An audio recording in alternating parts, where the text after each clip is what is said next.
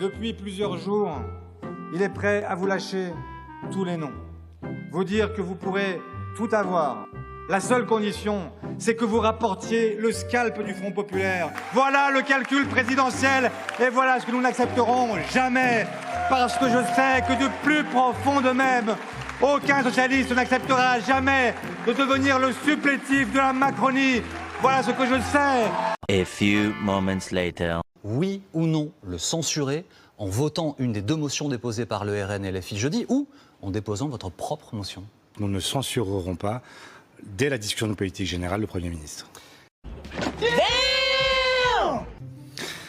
Comprenons-nous, je reste dans l'opposition. Pourquoi faire?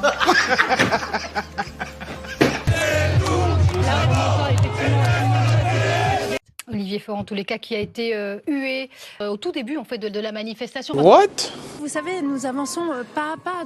Les Français ont besoin de savoir que nous sommes tous au travail, que nous avons tous envie de leur donner un budget parce que c'est fondamental pour l'avenir de notre pays. Le budget qui est la copie de M. Barnier puis celle de M. Bayrou, mais revue en pire, avec davantage de coupes dans les services publics locaux notamment, donc les collectivités territoriales.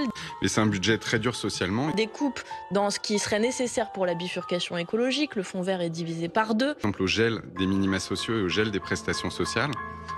Des coupes aussi dans le pouvoir d'achat des Français finalement, avec la fameuse année blanche, ça veut dire que plus rien n'augmente, plus rien ne suit l'inflation, donc aucune allocation, les APL, l'allocation adulte handicapé. Mécaniquement, le gel à la fois des allocations familiales et du RSA ou de l'AH ont augmenté ce taux de pauvreté en général et chez les enfants.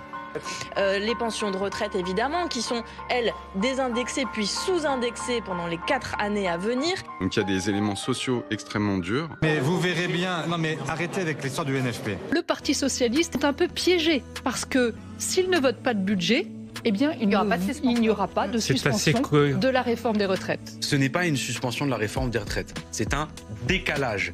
Je vous demande de vous arrêter. Comprenons-nous, je reste dans l'opposition. Tu mens! Il